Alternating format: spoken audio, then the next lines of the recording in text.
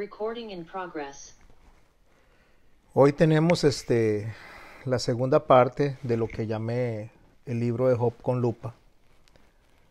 Como les decía en la clase anterior, no es que vamos a estudiar todo el libro de Job porque eso nos tomaría mucho tiempo, para poder extraer por lo menos la esencia, el contenido del libro en cuanto a su esencia.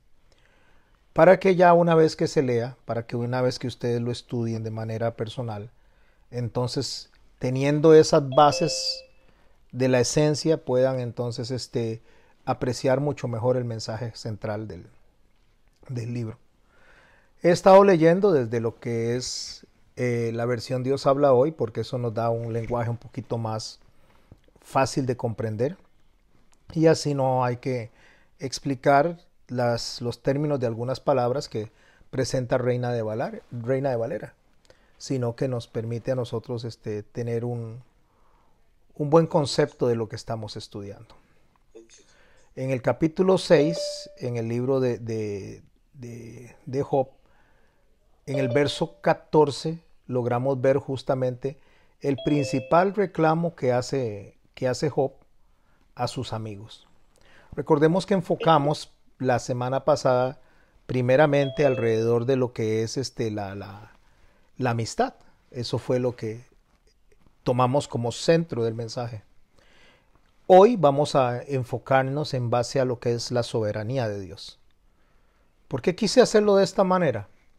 Bueno, porque no podemos nosotros explicar un mensaje de Dios sin entender primeramente de cómo nos ve Él, cómo nos busca, cómo se acerca a nosotros, a pesar de lo que somos.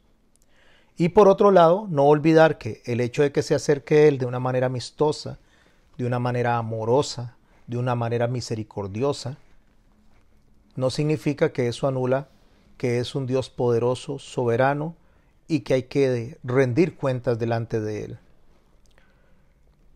Lógico que cuando Job se ve comprometido en su vida por todo lo que está pasando, que él no lo está entendiendo ni tampoco sus amigos, entonces viene lo que salen los argumentos humanos, la percepción del individuo.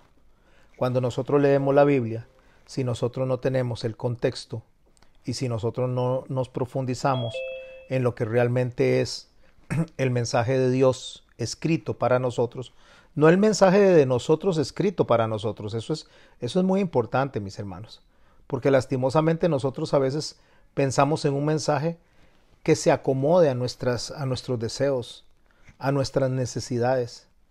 Y Dios se ocupa por nuestras necesidades y se ocupa por nuestros deseos, pero no va por encima de su voluntad ni de su plan eterno. Así que cuando nosotros venimos y abordamos el texto, nosotros tenemos que abordarlo desde el carácter de Dios y lo que Dios quiere. Siendo para Job un momento que él desconocía plenamente de lo que estaba pasando, al no tener como nosotros, como le digo, todo el relato completo, siendo para Job algo desconocido y para sus amigos, ellos responden de una manera subjetiva. Que es algo subjetivo, es algo que se mueve por las emociones, por nuestras apreciaciones, por nuestra opinión. Por tanto, a lo que sus amigos hacen para Job, la forma en que ellos reaccionan en el entorno de Job, él les dice a ellos, en el capítulo 6, verso 14, al amigo que sufre se le ama. Eso fue lo que vimos la semana pasada. Al amigo que sufre se le ama, aun cuando no haya sido fiel al Todopoderoso. Esto parecería como no acorde al carácter de Dios, parecería como que no va de acuerdo, porque alguien dice, ¿por qué voy a amar a alguien que no está de acuerdo a lo que Dios dice? Yo no debería de estar atendiendo o favoreciendo a una persona que no está de acuerdo a lo que Dios dice. Si eso fuera así, mis amados hermanos y mis amadas hermanas, si eso fuera así, entonces sería desconocer realmente el carácter de Jesús. Porque Jesús dice que Dios nos buscó a nosotros cuando éramos sus enemigos. Que Dios fue el que se acercó a nosotros. De hecho, nuestro Señor Jesucristo viene y se presenta delante de nosotros para llamarnos a salvación, llamarnos al arrepentimiento, no gracias a nosotros, sino a pesar de nosotros. Y después viene y le dice a los discípulos, y de consecuencia, en un alcance para nosotros, le dice a los discípulos que ya no les va a llamar siervos, sino que les va a llamar amigos. En esa forma es que Job está recibiendo, está apreciando lo que le está pasando de parte de sus amigos, aunque él todavía no tiene claro todo el escenario, como les decía desde el principio. Pero él sí está claro en que al amigo que sufre se le ama.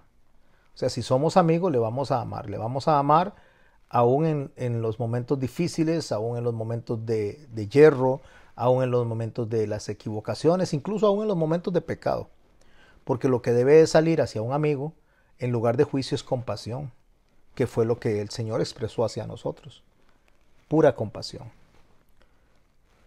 Pero le dice él a sus amigos, ustedes, mis amigos, me han fallado. Me han fallado como arroyos que se quedan secos. Y en el verso 26 de ese capítulo 6, él le dice, ustedes me critican por mis palabras. Porque claro, Job está expresando todo lo que siente, Job está expresando todo ese dolor que está pasando por su alma, por su mente, sin explicación, sin entender por qué esto le está pasando cuando él era un hombre que se esforzaba por hacer sacrificios para sus hijos, se esforzaba por agradar a Dios, y de hecho eso no lo dice Job, lo dice el mismo Dios, cuando dice que Job era un hombre justo, y lo trata justamente con palabras a Job de un hombre de ejemplar, que no había otro como Job, dice, en toda la tierra. Así que Job, cuando dice que él tira palabras y palabras locas que se las lleva el viento, lo que está diciendo es que cuando nosotros estamos en un momento de presión, cuando nosotros estamos en un momento donde el dolor nos está abatiendo, donde estamos pasando por un hueco, ¿verdad? A veces decimos palabras de las cuales nosotros nos arrepentimos. Decimos cosas que se salen por la boca, pero que realmente no las pensamos. Aunque en alguna medida sí están en el corazón. Y digo en alguna medida sí están en el corazón porque Jesús lo dijo. Dice que la abundancia del corazón habla la boca. Entonces Dios permite que seamos presionados por las circunstancias para que salga del corazón lo que realmente somos. Y nosotros nos demos cuenta de lo que somos. Pero es para que nosotros rectifiquemos, no para que nos acusen. O es para que las personas que están a nuestro alrededor rectifiquen, no para nosotros acusar. Por supuesto que podemos llamar a la exhortación y podemos ser llamados a la exhortación. Pero ser llamados a la exhortación no es lo mismo de ser llamados en juicio a la exhortación. Bueno, por eso es que Job aseguraba que no había razón para que Dios lo castigara. Lo cual en cierta forma, mis hermanos y mis hermanas, en cierta forma es cierto. Pero en la forma, no en el fondo. Déjeme a ver si explico esto de una manera más clara. Job decía que no había razón para que Dios lo castigara. Bueno, no había razón en la forma porque él no estaba haciendo nada para recibir un castigo. Pero realmente en el fondo, todos los seres humanos nacimos de una vez para un juicio y una condena por la naturaleza en que nacemos de pecado. Entonces realmente nosotros no podemos decir que no merecemos este castigo, que no merecemos ser llamados a cuentas, que no merecemos incluso ser enviados a un castigo eterno. No es así porque la palabra de Dios es clara cuando dice que por cuanto todos pecaron, están destituidos de la gloria de Dios, destituidos, apartados.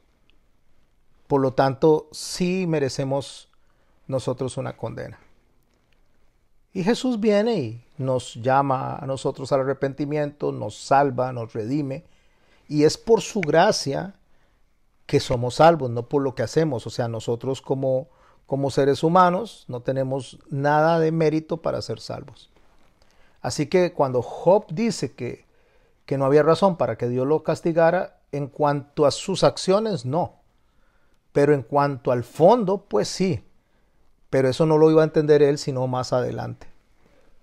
Claro, sus amigos concluyen algo diferente. Los amigos concluyen de que Job debió haber hecho algo muy malo, muy, muy malo, para que se encontrara en la situación en que se encontraba.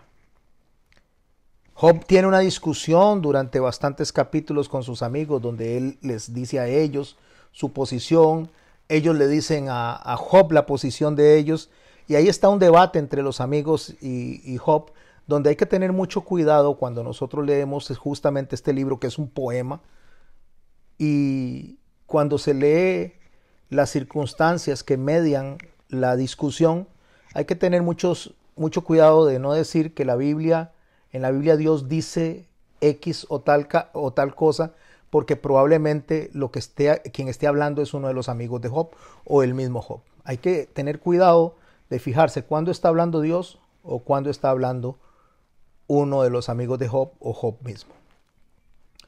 Bueno, entre algunas de las palabras y analizando cuando uno de los amigos se dirige a Job, puede poner en nuestra mente el contexto de la conversación. No lo voy a decir todo, por supuesto, voy a tomar pequeñas frases y voy a tomar pequeñas porciones, porque si no, no tendríamos tiempo de estudiar ni todo el libro y mucho menos en un tiempo tan corto como es la noche de la iglesia.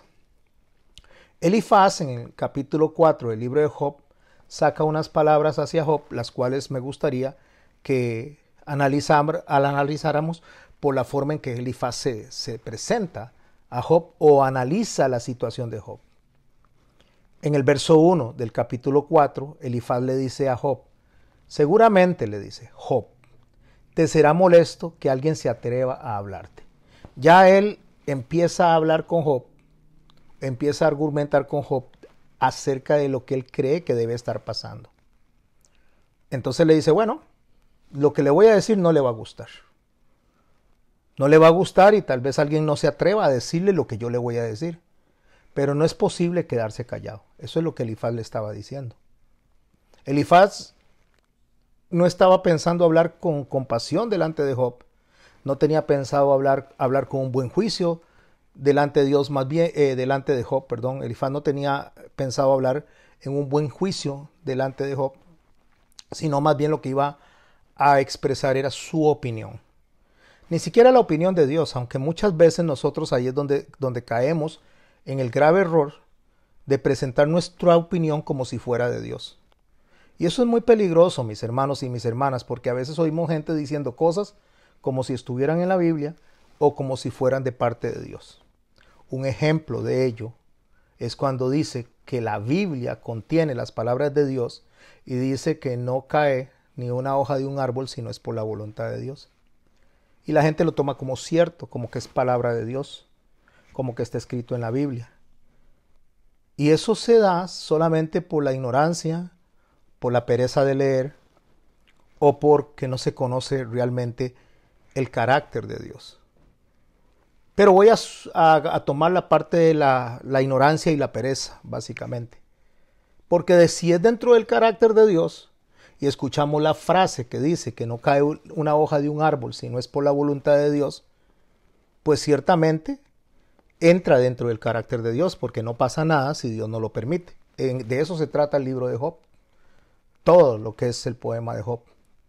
Pero resulta que esa frase en particular, de esa forma, aunque sea bonita, aunque sea buena, aunque parezca piadosa, no está en la Biblia. Esa frase se la dijo Don Quijote a Sancho Panza y está escrita en el libro de Miguel de Cervantes en el capítulo 3. Así que no es una palabra bíblica, sino una palabra bonita, una palabra que habla una gran verdad, pero no podemos decir que está en la Biblia. Y así muchas cosas se presentan de manera subjetiva, unas cosas por medio de la opinión del ser humano, y se dice que son palabras que vienen de Dios o que son palabras dichas por Dios. Bueno, en el caso de Elifaz va a decir muchas verdades, lo mismo que sus otros amigos, que corresponden muy probablemente al carácter de Dios, que corresponden muy probablemente a la forma en que nosotros tenemos el concepto de lo que Dios haría, pero no es lo que Dios haría, puesto que Dios al final les va a reclamar a ellos por haberle representado de manera errónea. Elifaz le dice a Job, dentro de los argumentos, cuando dice, bueno, voy a decirle algo que le va a parecer molesto, pero no me puedo quedar callado, empieza con estas palabras lapidantes, faltas de compasión, y que realmente en lugar de ayudar a una persona, lo que hacen es hundirla más. Que eso fue lo que Job les reclamó. Ustedes no me han ayudado en nada. Ustedes, siendo mis amigos, no me demostraron en sus actos amor. O sea, el amigo que ama, aún en los tiempos difíciles, va a mostrarse amigo, aun cuando nos estemos equivocando.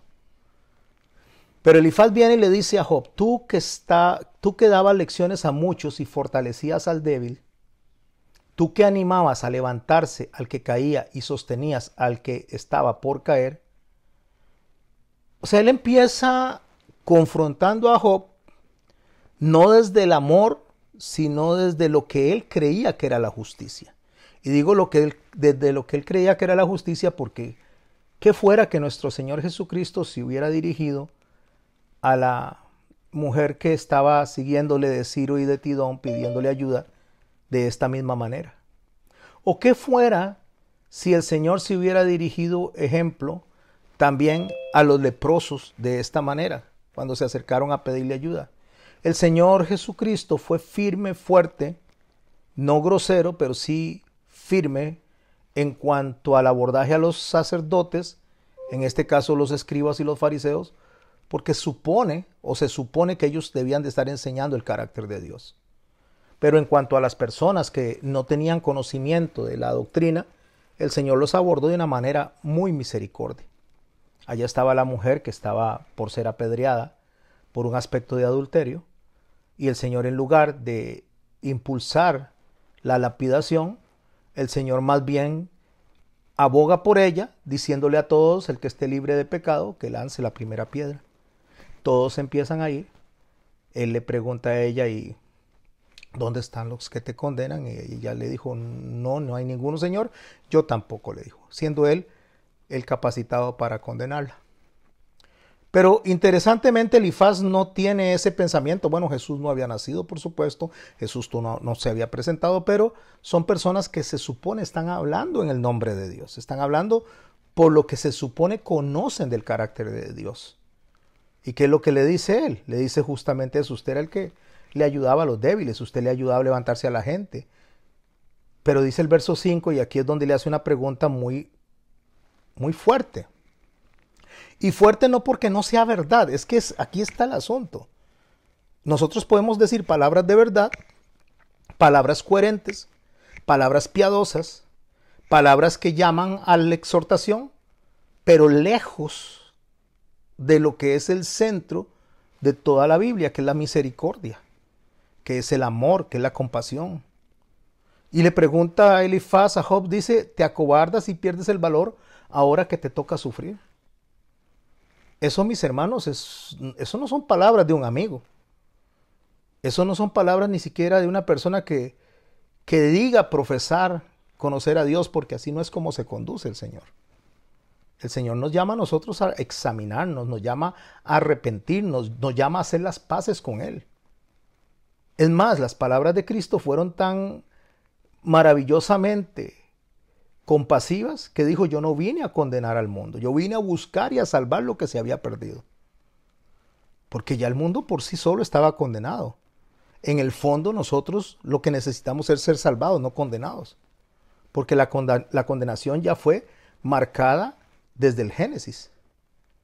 Pero así está Elifaz hablando con Job. Le está diciendo a Job y le está reclamando, usted era el que enseñaba, y ahora ¿por qué usted reacciona así? El verso 6 dice, tú que eres un fiel servidor de Dios, un hombre de recta conducta, pero esto no es como una aprobación a lo que él es de recta conducta, o como una aprobación o un testimonio de lo que él ve en Job, sino más bien una especie de cinismo a la hora de hablar. Porque dice, tú eres un fiel servidor de Dios, un hombre de recta conducta, ¿cómo es que no tienes plena confianza? Es una forma fea de hablarle a su amigo, es una forma fea de dirigirse a su amigo en el momento de dolor. Es como que nosotros lleguemos a donde un hermano donde está pasando un duelo y en lugar de animarlo le digamos, ¿y por qué se siente así? ¿Por qué llora? Usted no es que cree en Dios, no es que cree en la resurrección, no es que cree en la vida eterna.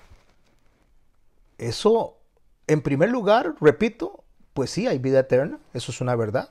Resurrección, sí, el Señor nos va a resucitar, eso es una verdad. Y que vamos a estar con Cristo, eso es una verdad. Pero no podemos utilizar la verdad de la Biblia, la verdad del testimonio de lo que es Dios, para avergonzar a las personas. No es así como funciona el mensaje bíblico. Y para peores, él le lanza una estocada final, aunque no es el final de toda la escena, no es el final de toda la narración, pero le mete una puñalada, una estocada de torero. Cuando los toreros, no en Costa Rica, por supuesto, y hay algunos países donde no se practica el matar al toro, pero en los lugares donde se hace la lidia completa, entonces ya después del que el toro ha sido embanderillado, el toro ha recibido tal vez la espada, pero el toro no ha muerto, le dan lo que hacen una estocada de gracia, se lo hacen en la parte de donde va a conectar al cerebro, le meten un puñalito y así lo matan. Básicamente lo que va a decir Elifaz en el verso 7 es una estocada. Una estocada como decir, te mato. Pero estamos hablando de su amigo, ¿verdad? Escucha lo que dice Elifaz. Piensa a ver si recuerdas un solo caso de un inocente que haya sido destruido. Ahí está la estocada. Tome. Piense de una persona, lo que le está diciendo, piense de una persona que Dios lo ame, una persona que le sea fiel a Dios. Piense en alguna persona, para ese entonces, por supuesto, estaba apenas comenzando la historia bíblica, porque Job está más o menos contemporáneo de Jacob, el primer libro escrito por Moisés. Y entonces él le dice, piensa en alguna persona que siendo inocente haya sufrido tanto. La experiencia me ha enseñado, le dice Elifaz, verso 8, que los que siembran crimen y maldad cosechan lo que antes sembraron. ¿Qué le está diciendo él a Job? Le está diciendo todo lo que le está pasando debe ser por culpa suya. Eso es lo que me dice la experiencia. Eso es lo que yo puedo ver. Elifaz está hablando con sus palabras, está dando su opinión y está hablando de Dios sin mostrar el carácter de Dios. Está hablando muchas cosas que son ciertas. Está hablando muchas cosas que tienen que ver con la justicia, con Dios mismo. Porque cuando él dice que él no ha visto a un hombre que siendo inocente haya sido destruido, eso me trae a mí el recuerdo, el salmo que dice que no he visto justo desamparado, ni siervo que mendigue pan. O sea, la Biblia dice eso. La Biblia enseña eso. En este momento ellos no conocen esos términos bíblicos porque serán escritos por Salomón mucho tiempo después. Pero están hablando del carácter de Dios. Pero se les está olvidando una parte muy importante del carácter de Dios, que es el amor, la compasión. Bildad, por otro lado, en el capítulo 8, ya lo vimos la semana pasada, en el verso 3 le dice Bildad a Job, Dios el Todopoderoso nunca tuerce la justicia ni el derecho. Eso es verdad. Es que analicemos que todo lo que están diciendo es verdad. Todo lo que están hablando de como Dios ejerce justicia es verdad. Así que nosotros podemos subirnos a un púlpito y predicar Biblia, predicar verdad, pero con el afán o con el fin de condenar a las personas, de hacerlas sentir mal, de alejarlas de la llamada de la gracia. Y nosotros tenemos que exponer la verdad, tenemos que exponer realmente la condición humana, tenemos que exponer en nuestras enseñanzas lo que Dios dice acerca de la justicia, pero sin olvidar la misericordia. Porque la palabra es clara cuando dice que la misericordia antecede al juicio. Bildad le está diciendo eso a Job, le dice, nunca, Dios Todopoderoso nunca tuerce la justicia ni el derecho. Es verdad.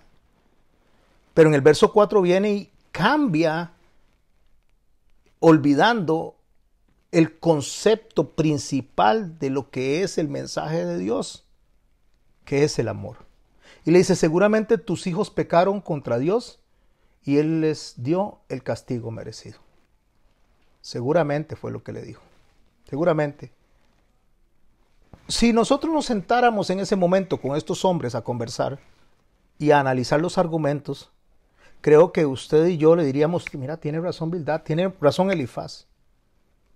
Pero hasta que tengamos todo el escenario completo, no vamos a ver que tenían razón, pero el hecho de que tengamos razón no significa que Dios va a aprobar lo que estamos diciendo, aunque tengamos razón. O sea, podemos ser muy sinceros y Dios muy probable no está aprobando nuestra sinceridad porque no puede ir desasociada de la parte principal del carácter de Dios, que Pablo lo dice muy claro, Dios es amor.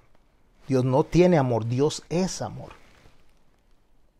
Entonces el argumento que tenían estos hombres era que le estaban diciendo a Job, si haces lo bueno, Dios te va a bendecir. Y si haces lo malo, Dios te va a castigar. Es interesante cuando yo me pongo a pensar en estos argumentos de ellos, porque cuánta gente no hace lo malo y le va bien en la vida. Comillas. Le va bien en la vida porque en este mundo les parece ir bien. Entonces hay gente que tiene propiedades, que tiene dinero, que no le falta nada en cuanto a alimentación, tiene reconocimiento, tiene autoridad, tiene poder. Pero son personas que no honran a Dios, que van aparte, pero no les va mal. Y no les va mal en este mundo. Hay otras personas que se esfuerzan, luchan en agradar a Dios y parece que todo les va como un caos. Que entre más quieren hacer las cosas bien, peor les va. Bueno, ese es el argumento de todo el libro. Eso es lo que nosotros vamos a tener que ir viendo cada vez que estudiamos el texto, cada vez que estudiamos la palabra de Dios, tratando de ver realmente el mensaje central de este libro. Sin olvidar que es un poema.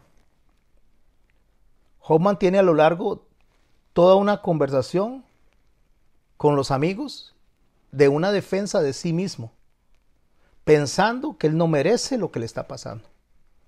Y en realidad es así. En realidad él no merece lo que le está pasando.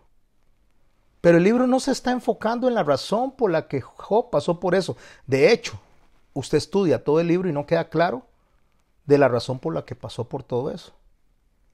Pero nosotros vamos a abordar en una manera muy responsable, en una manera muy seria, el por qué Dios permitió que Job pasara por todo eso.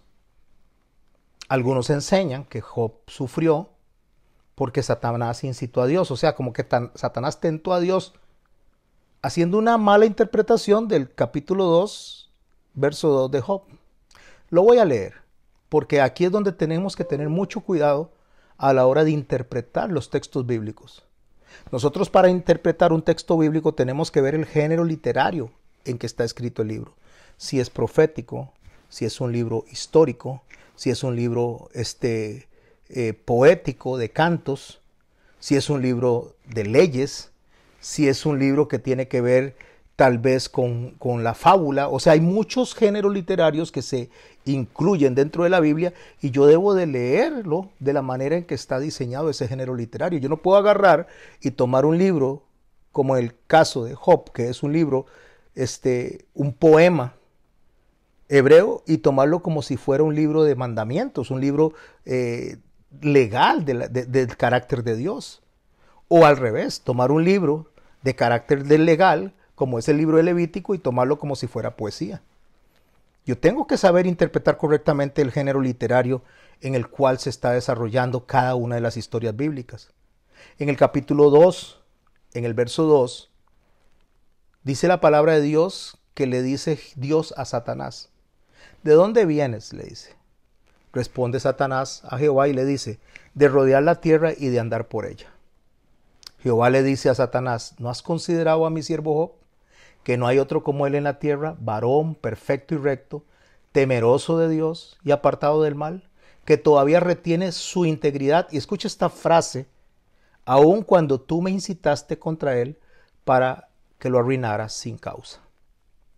De ahí muchas personas dicen que fue Satanás el que propició o hizo o movió que Dios hiciera las cosas de esta manera.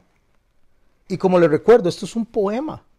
el lenguaje del poema es figurado, es simbólico, es metafórico. O sea, cuando usted tiene este lenguaje, debe leerlo de la misma manera que se está presentando. Figurado, o sea, son figuras, simbolismos y metafórico. En todo el poema Dios es presentado como un soberano, como el Dios todopoderoso.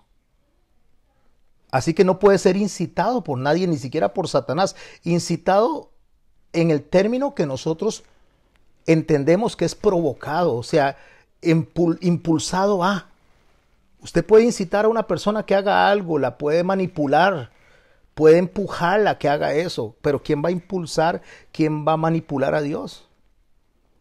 Dios no puede ser incitado por nadie, le repito, ni siquiera por Satanás, por nadie.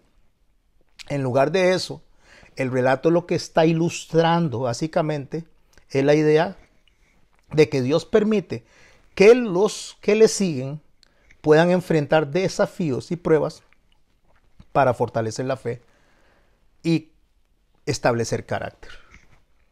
Por eso al final del relato, cuando Dios bendice a Job con más riqueza y con más prosperidad, antes de la que tenía cuando comenzaron las pruebas, lo que está demostrando ahí es la fidelidad y la confianza que Job se sostuvo en Dios. Y que eso Dios lo recompensa. Para yo comprender lo que acabo de decir, debo de viajar a Santiago capítulo 5 y en el verso 11 me menciona esto. Cuando dice, he aquí tenemos por bienaventurados a los que sufren, está escribiendo Santiago. ¿Habéis oído de la paciencia de Job? Está hablando justamente de todo lo que estamos estudiando de Job. ¿Lo habían oído de la paciencia de Job? O sea, cómo Job soportó esto. Cómo Job enfrentó todo esto. Pero mis hermanos y mis hermanas, el centro de lo que Santiago está diciendo está en esta parte. ¿Habéis visto el fin del Señor? O sea, no es Job el centro del mensaje, no es Job el centro del carácter, no es Job el centro de la idea, sino es Dios mismo. Cuando dice, ¿y habéis visto el fin del Señor? Que el Señor es muy misericordioso y compasivo. A eso se refiere.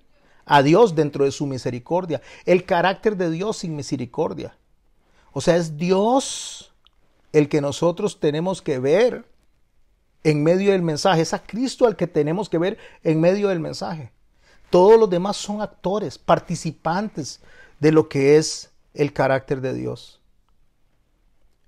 ¿Cree usted entonces, mi hermano y mi hermana, que una persona que hable irreverentemente de Dios y que lo desafíe en sus decisiones, como pretenden algunos pensar que hizo Satanás, que lo desafía, que Dios va a aceptar eso? Que Dios se va a rendir, que Dios se va a dejar manipular, que Dios va a decir, ay, mira, Satanás me provocó, entonces por eso tuve que hacerlo. Porque Satanás me arrinconó, me llevó hasta eso. No, eso es no reconocer realmente ni el carácter de Dios, ni el poema que se está leyendo. Significa que dentro de la voluntad de Dios nos permite tomar a nosotros decisiones. Él nos llama a salvación y Él nos va a llevar a la gloria, pero hay una área en su voluntad permisiva, como le pasó a Jonás, que nos permite tomar ciertas decisiones para formar nuestro carácter y para formar nuestra fe. Una de las personas que tenía claro lo que estoy diciendo es Nabucodonosor. Nabucodonosor vino y creció, se engrandeció, porque Dios le dijo a través de Daniel que eso iba a pasar. Pero olvidó lo que Daniel le había dicho, que no olvidara realmente quién lo había puesto en esa posición.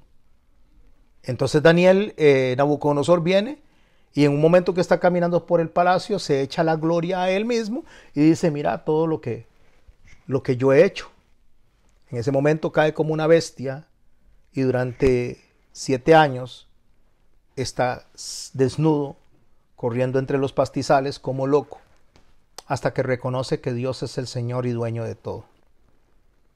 Cuando él viene y reconoce eso, entonces en ese momento Dios le devuelve la razón a él. Y estas son las palabras que dice Nabucodonosor acerca de Dios. Todos los habitantes de la tierra son considerados como nada.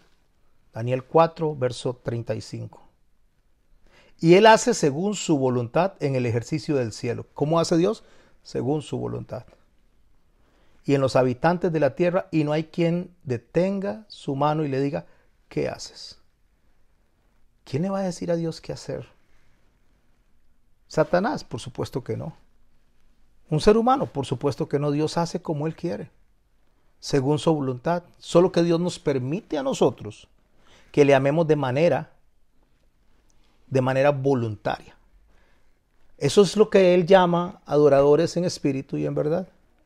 Personas que lo adoremos y lo amemos por lo que Él es, no por lo que Él da. Que lo adoremos y lo amemos por lo que Él constituye como nuestro Dios y Señor. Nadie puede manipular a Dios, nadie puede obligar a Dios a hacer nada, porque Dios no acepta cohecho. Dios no se vende. Dentro de los amigos que están hablando con Job, Zofar, su tercer amigo también le dice estas cosas a Job, pero más que todo en virtud de lo que es la sabiduría. Porque los amigos hablaban, como le digo, con sabiduría y hablaban con muchas palabras de verdad, igual que los fariseos. Hablaban con conocimiento bíblico cuando el Señor Jesús andaba predicando por ahí, pero hablaban con conocimiento bíblico con un problema detrás o de fondo, sin amor. De ahí que en el capítulo 23 de Mateo el Señor es claro cuando indica que hagan lo que ellos dicen, mas no lo que ellos hacen. Porque la enseñanza de ellos, la predicación de ellos era de la Torá, era bíblica. Pero la aplicación que ellos hacían de esa misma Torá no era correcta porque era divorciada, desasociada de la compasión y del amor de Dios. Bueno, este hombre, Zofar, le dice a Job en el verso 1 del capítulo 11, le dice, toda esa palabrería merece una respuesta, pues no por hablar mucho se tiene la razón. Le entra, como quien dice, con los tacos por delante a Job, le dice, mucha habladera, mucho hablar. No porque hablemos mucho tenemos la razón. ¿Es cierto eso? Vea que Elifaz habló con una verdad. Vea que Bildad habló con una verdad. Y ahora este hombre Zohar está hablando con una verdad. También Zofar, perdón. Este hombre Zofar está hablando con una verdad. Y él dice, no porque hablemos mucho tenemos la razón. Y pregunta en el verso 3, ¿crees que con tu verborrea nos vas a hacer callar y que nadie es capaz de responder a tus burlas? Cuando él le dice, ¿crees que con tu verborrea nos vas a hacer callar? Lo que está diciendo es, verborrea es una palabra que significa exceso de palabras al expresarse, o sea, hablar de más, hablar demasiado.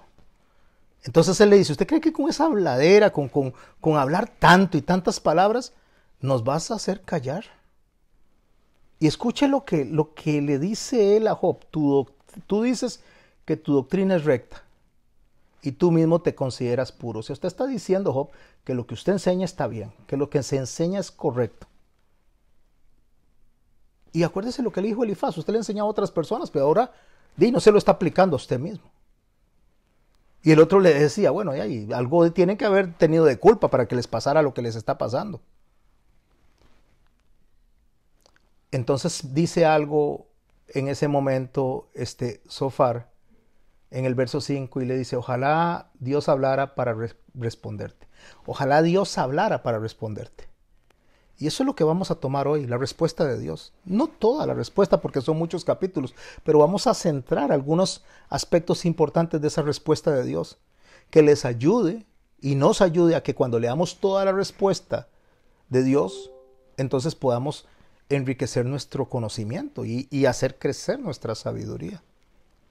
Ojalá Dios pudiera hablarte para responderte, dice.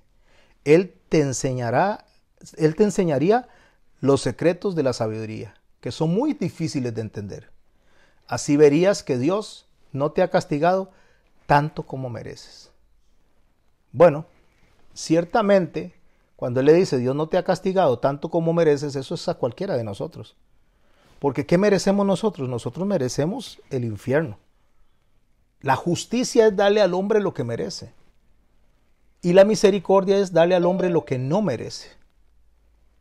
¿Qué es lo que la justicia dice? La justicia dice que el hombre debe irse al infierno. Cuando hablo de hombre, estoy hablando de la mujer y del hombre. Estoy hablando como humanidad. Pero la misericordia dice, le voy a dar salvación. De ahí la gracia, de ahí la misericordia. Entonces cuando este hombre, Zofar, le dice a Job, Dios no te ha castigado tanto como mereces, realmente tiene razón, pero eso no solo estamos hablando de Job, estamos hablando de ellos también. Estamos hablando de cada una de estas personas que rodeaba la vida de Job, incluyéndonos a nosotros que estamos leyendo el libro. O sea, todos nosotros merecemos un castigo. Todos nosotros merecemos ir al infierno. Eso es lo que merecemos. Eso es justicia. Pero mis hermanos, Dios no nos da lo que merecemos, dichosamente. Dios nos da lo que no merecemos. Y lo que nosotros no merecemos, amados y amadas hermanas, es la salvación, es la gracia. Y Dios nos da a nosotros gracia y misericordia a pesar de lo que somos nosotros. Bueno, cuando Job escucha esas palabras, cuando viene con todos esos argumentos, vamos a llegar al capítulo 16, muy lejos del final, pero para poder tener una idea de cómo están pensando ellos, Job empieza a buscar culpables de su situación y de la forma en que ellos están respondiendo. Ellos estaban buscando culpables, a Job o a los hijos. Ellos estaban buscando una respuesta a lo que estaba pasando, y entonces en lugar de mirar con compasión, sin entender todo el libro, sin entender todo el contexto, por supuesto, entonces ellos acusan a Job de una manera despiadada. Que con amigos así, que para qué enemigos, ¿verdad? Entonces Job le responde a ellos en el capítulo 16, en el verso 1, dice, yo he oído muchas veces cosas parecidas, dice. Y le dice, ustedes, escuche cómo Job se dirige a ellos, ustedes en vez de consolarme me atormentan. Sí, mis hermanos, nosotros a veces caemos en ese mismo error. En vez de consolar a una persona, se le atormenta. En vez, si una persona llega y le dice, mira, es que se me quemó la casa, en lugar de llegar con amor y decirle, bueno, oremos, pidámosle al Señor que dé la provisión para poder sacar adelante esto tan difícil que estás pasando, pidámosle al Señor que nos indique qué es lo que quiere que hagamos, tanto usted como yo, podríamos llegar de la misma manera que Job. Que los amigos de Job, y llegar y decir, ¿quién sabe qué fue lo que hiciste? Por eso se te quemó la casa. Claro, él está diciéndole eso a los amigos, le está diciendo, ustedes en lugar de consolarme me atormentan. Pero una vez que se descarga con ellos, viene y se voltea hacia donde Dios, a descargarse en Dios. Y en el verso 7 dice, Dios ha acabado con mis fuerzas, dice. Dios ha acabado con mis fuerzas. Entonces dice, bueno, y ahí, si yo no tengo la culpa, es lo que piensa Job, si yo no tengo nada que haya hecho, estos amigos míos no tienen nada positivo que decirme. Pero entonces aquí el que tiene la culpa es Dios. Dios ha acabado con mis fuerzas, me ha quitado a todos mis amigos, me ha puesto en prisión, ha levantado testimonio contra mí ha presentado acusaciones falsas.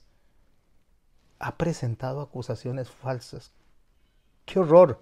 Esas son las palabras locas que está diciendo Job, que después él dice, son palabras que se las lleva el viento, palabras tontas que nosotros decimos a veces cuando nos sentimos presionados y nos volteamos donde Dios, y pero Dios, ¿por qué me haces esto? Dios, pero ¿por qué me permites pasar por esto? Pero si Señor, yo te honro, yo te alabo, yo te glorifico, ¿por qué me haces esto? Qué insensatos, qué ilusos somos de reclamarle a Dios cuando Dios es el que tiene todo el escenario completo, no solo de nosotros, sino de toda la creación. Y Él sabe por qué permite o no permite algo. Todavía dice en el verso 9, el Señor me persigue y me desgarra, me amenaza como una fiera, me clava los ojos cual si fuera mi enemigo. Y Job se voltea donde los amigos en el capítulo 19, en el verso 5. Recuerde que estoy haciendo una recopilación de los textos para tener una idea general de lo que está pasándole a Job. Y se voltea en el verso 5 del capítulo 19 y le dice, ustedes se creen mejores que yo y me echan en cara mi desgracia. Pues sepan bien, dice, sepan bien, Dios me ha derribado. Otra vez, Dios tiene la culpa. Dios me ha derribado, que Él es quien me ha hecho caer en la trampa. Con todo este escenario, mis hermanos, sin leer todos los argumentos, toda la conversación que tienen los amigos de Job con Job y viceversa, que les invito a leer el libro de Job ya con una idea más clara de lo que el poema nos quiere enseñar. Con todos estos argumentos, con todo esto llegamos al capítulo 38 y en el verso 1 el Señor viene y confronta a Job, interpela a Job. El Señor le habla a Job, dice, en medio de la tempestad, o sea, en medio de todo lo que le está pasando. Y le dice así, y solamente voy a extrapolar algunos versos de todos estos capítulos ya finales, para poder ir teniendo la idea completa de lo que Dios puso en mi corazón para que aprendamos en estas dos lecciones. Y Dios le dice a Job, en el verso 2 del capítulo 38, ¿quién eres tú?, le dice, para dudar de mi providencia y mostrar con tus palabras tu ignorancia. ¿Cuál es el primer reclamo que le hace Dios entre muchos reclamos que le va a hacer? ¿Y usted quién es para que dude de mi providencia? O sea, ¿cómo sabe usted, Job, cómo va a terminar su vida si soy yo el que tiene el control de todo? ¿Cómo sabe Job que lo que yo estoy haciendo está mal y por qué me acusa a mí? Estoy poniendo una idea parafraseada de lo que está diciendo él aquí. ¿Quién eres tú para dudar de mi providencia y mostrar con tus palabras tu ignorancia? Y le dice en el verso 3, y esto es como si estuviera usted en un boxeo y le dan un golpe que casi que lo noquea. Muéstrame ahora tu valentía, le dice, y respóndeme a estas preguntas. Ahora sí, así usted es de valiente para preguntarme, para decir las cosas como las está diciendo. Y le dice en el verso 4, ¿dónde estabas?, dice, cuando yo afirmé la tierra. Se está devolviendo no a Job, no al nacimiento de Job, cuando Job dijo que para qué nació, que mejor no hubiera nacido. No se está quedando ahí, se está devolviendo hasta la creación misma. ¿Dónde estaba usted cuando yo afirmé la tierra? Dímelo, dice, si de veras sabes tanto.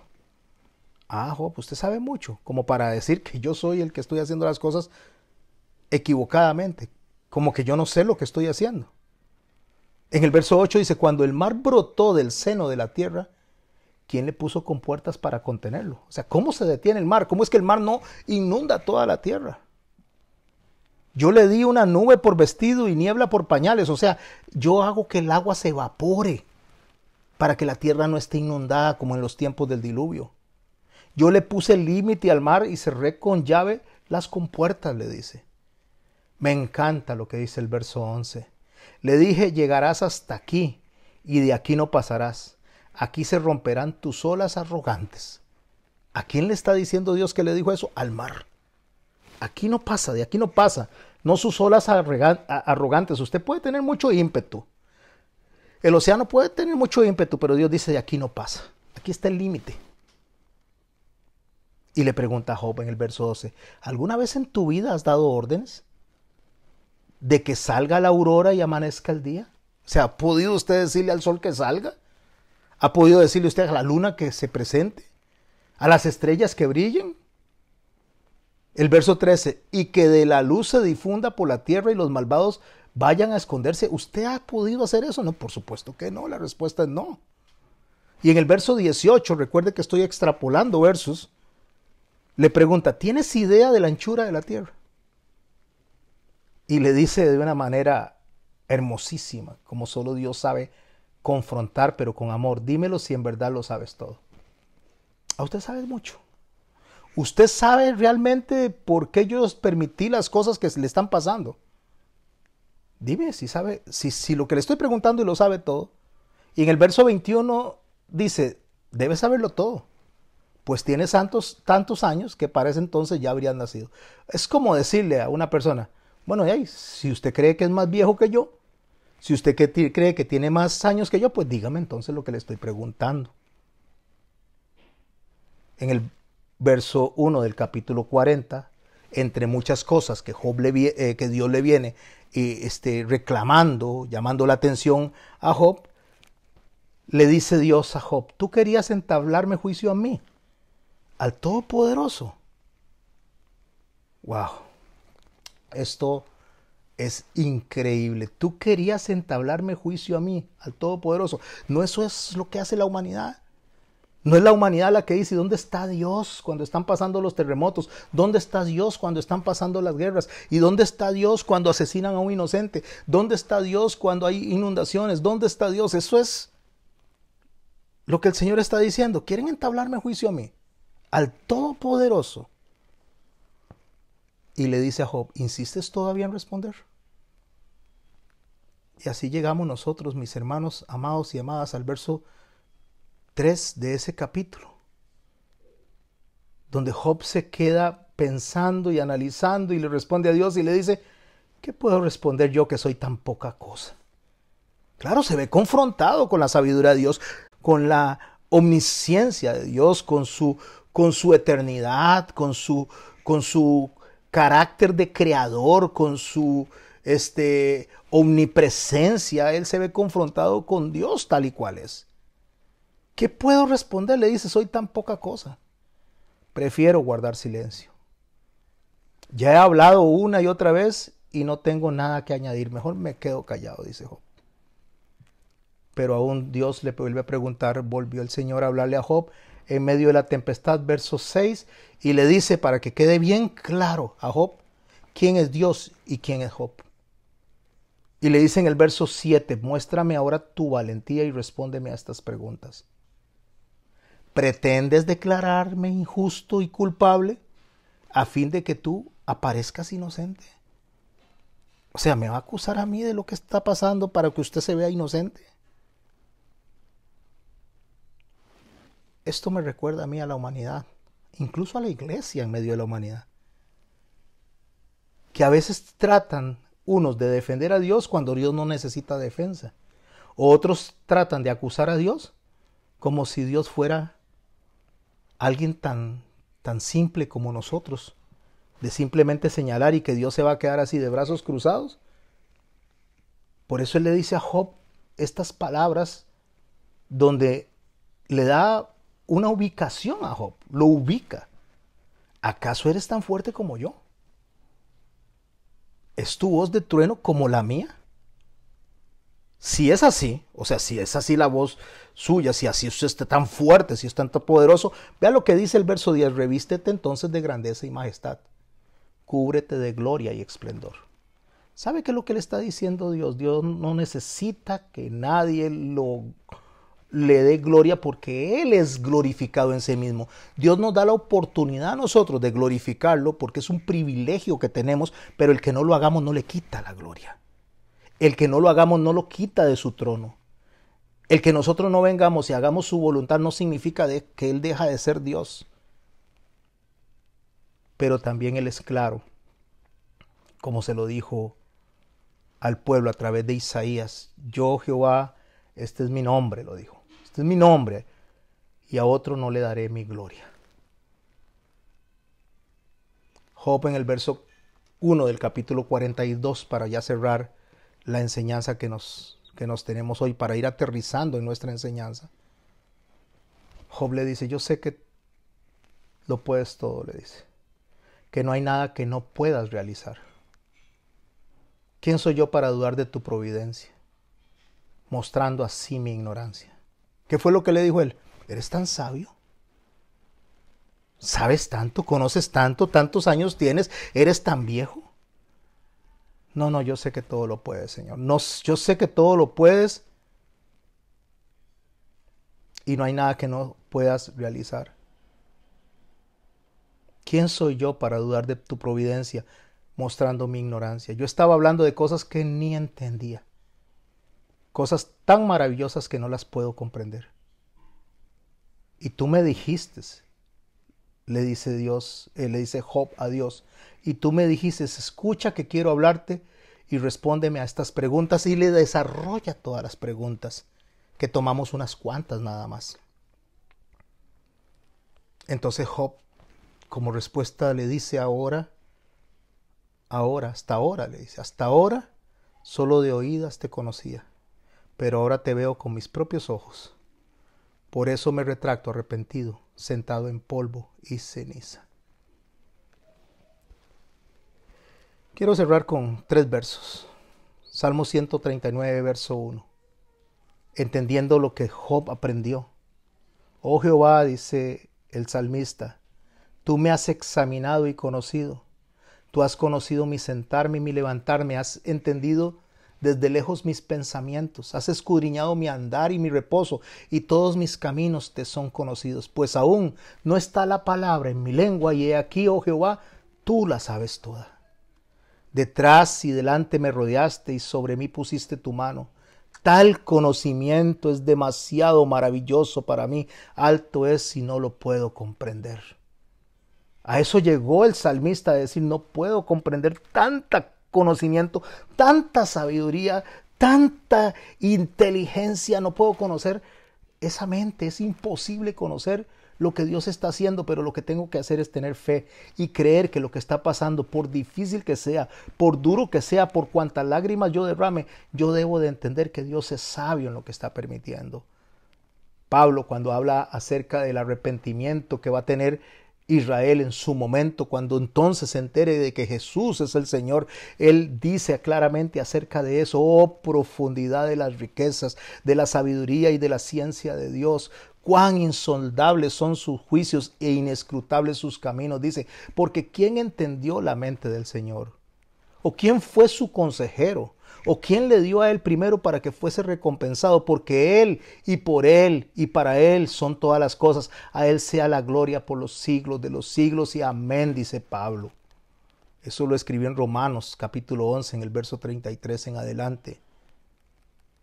Pero no nos quedemos solo con las palabras de Pablo, que conocía al Señor. No nos quedemos solo con las palabras de Job, incluso de los amigos, sino que escudriñemos también las palabras de un rey pagano, Nabucodonosor, el cual yo le dije a ustedes hace un rato que llegó a entender quién es Dios.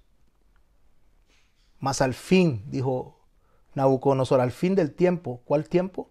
En el tiempo en que él había quedado como una bestia, en el momento que le fue devuelta la razón, en el momento en que él se arrepintió de no haber escuchado a Dios. Mas al fin del tiempo yo, Nabucodonosor, alcé mis ojos al cielo y mi razón me fue devuelta. Bendije al Altísimo y alabé y glorifiqué al que vive para siempre, cuyo dominio es sempiterno y su reino es por todas las edades. Todos los habitantes de la tierra son considerados como nada, y él hace según su voluntad en el ejercicio del cielo y los habitantes de la tierra, y no hay quien detenga su mano ni le diga, ¿qué haces? No hay quien detenga su mano y le diga, ¿qué haces? El mundo está en caos. El mundo está en un proceso de colapsar. Esta generación es la generación que más cosas proféticas está experimentando. El Señor está muy cerca.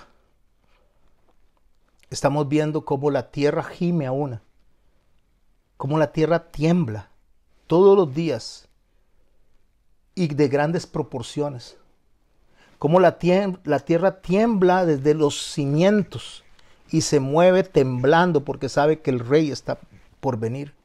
Cómo la tierra llora a cántaros, se inunda a todos los países, hace catástrofes. Porque cuando la creación llora, cuando la creación se prepara para la venida del Señor, eso es poder que cae sobre la humanidad para recordarnos que el Señor está a las puertas. La misma creación gime a una por la restauración de todas las cosas, dice Pablo. Y nosotros, la humanidad, no se ha enterado de que estamos viviendo el último tercio. Y nosotros, la iglesia, no se ha enterado que estamos viviendo el último tercio. Y nosotros los creyentes estamos más afanados por las cosas de la tierra, sin entender realmente que un Dios soberano se está moviendo y advirtiendo que ya los tiempos están por colapsar. Que Dios nos está advirtiendo a nosotros, los que nos dijo allá en el capítulo 23 y 24 del libro de Mateo, cuando dijo que cuando todas estas cosas sucedan, erguíos porque vuestra redención está cerca. Nosotros seguimos afanados en este mundo. Nosotros seguimos afanados por las cosas que llaman la atención en este mundo. Hoy las congregaciones están llenándose de actividades. Hoy las congregaciones se están llenando justamente de estrategias humanas para atraer a personas creyendo que todavía nos quedan 1000 años más. Hoy el discurso se ha cambiado. Se utiliza la Biblia de manera diferente a como Dios la puso. Se utiliza para decirle a la gente que pueden prosperar, que pueden salir adelante, que Dios está al frente para que lo hagan, y es cierto, no es mentira. Que Dios nos puede proteger y que Dios pueda sacar adelante nuestras tareas, y eso es cierto. Que Dios puede prosperar nuestros trabajos y que puede prosperar nuestros estudios, y eso es cierto. Que Dios puede sanar nuestras enfermedades y que puede sacar adelante nuestros problemas matrimoniales y nuestros problemas de familia, interpersonales y de amigos, y eso es cierto. Pero no nos olvidemos de que nuestro Señor Jesucristo dijo que ya el tiempo se ha cumplido, que el reino de los cielos está aquí. Y cuando Él comenzó a decir eso, hace ya 2000 años, fue cuando el tiempo empezó a cumplirse, cuando las profecías empezaron a llegar a su clímax, a su parte final, y estamos viviendo el último tercio. Es el tiempo en que el que se santifique se siga santificando, dijo nuestro Señor Jesucristo, y el que peca, que siga pecando. En otras palabras, lo que el Señor está diciendo ya es hora de tomar una decisión, o conmigo o sin mí. Y estar con Él, mis hermanos, no es cuestionar por qué hace las cosas.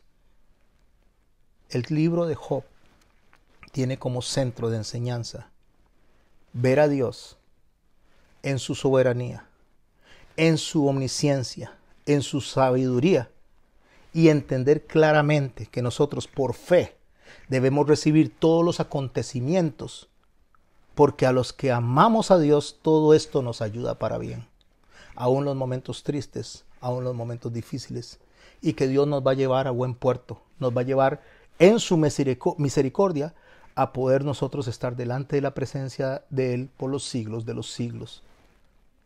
Nosotros no debemos de olvidar, mis hermanos y mis hermanas, que nosotros aquí estamos transitorios, que somos peregrinos y extranjeros, que Dios tiene un plan más grande que la existencia de este mismo mundo. Y cuando nosotros nos aferramos a este mundo y queremos estar más tiempo del necesario en este mundo, entonces Dios nos dice, ahora, como le dijo a Job, si son tan viejos, si son tan valientes, si saben tanto, si conocen tanto, ahora respóndame lo que les voy a decir. ¿Dónde estaban ustedes cuando colgué las estrellas? ¿Dónde estaban ustedes cuando puse el sol y la luna? ¿Dónde estaban ustedes cuando yo le dije al mar hasta dónde llegar? ¿Qué nos está diciendo con todo esto? Yo soy el creador y ustedes la creación. Yo soy el Señor y ustedes los siervos. Yo soy el pastor y ustedes las ovejas. No se olviden de eso. Porque a través de Malaquías dijo, porque yo Jehová no cambio. Por eso, hijos de Jacob, no habéis sido destruidos. Porque si fuera por nosotros, nosotros estaríamos en condenación, porque eso es lo justo. Pero como no es por nosotros, sino por la obra de Cristo, nosotros estamos abrazados del amor y la misericordia de Dios, porque estamos recibiendo lo que no merecemos, en lugar de poder haber recibido lo que sí merecemos. De eso se trata el libro de Job.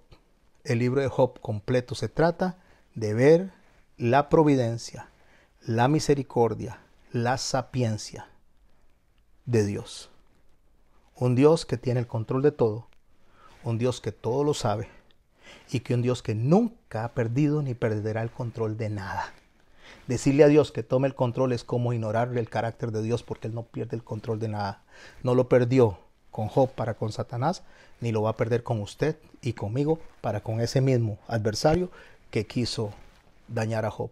Y al final, Dios terminó exaltando, levantando y dándole a Job más de lo que tenía. Porque Él es Dios y Él hace como Él quiere. Y como dijo Nabucodonosor, ¿y quién le va a decir a Dios qué haces? Padre, en el nombre de Jesús te damos gracias por esta noche. Te damos gracias por el mensaje que tienes contenido en ese hermoso libro, Señor, en ese hermoso poema de nuestro hermano Job. Gracias, Señor. Gracias porque aún nosotros, aún en este momento, Señor, aún teniendo todos los libros, aún teniendo, Señor, todo el mensaje, nosotros somos pequeñitos y carentes, Señor. de todo el escenario que tú tienes en mente. Ayúdanos a comprender, a tener fe, a poner la mirada en ti, Señor, a confiar, Señor, a asirnos a tu verdad, a creer que lo que pasa, Señor, está bajo tu control, a saber que lo que recibimos es porque tú, Señor, estás en control, y lo que no recibimos, Señor, es porque tú estás en control.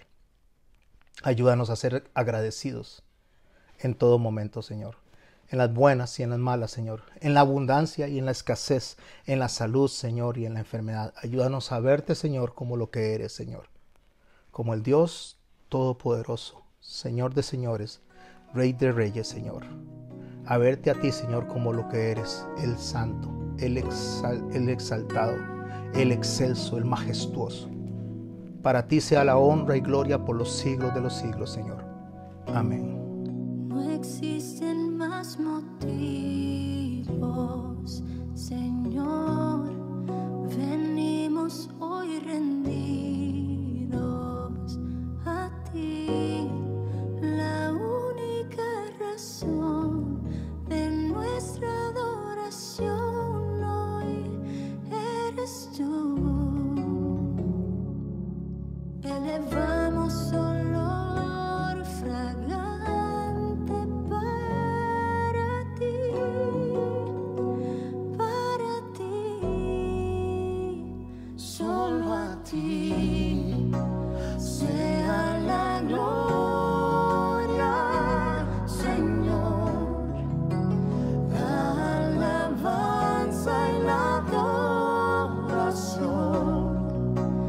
Toda rodilla se doble ante el único Rey y Dios. Solo a ti sea la gloria, Señor, la alabanza y la adoración. Que toda lengua confiese que tú eres el Señor. No existen más motivos.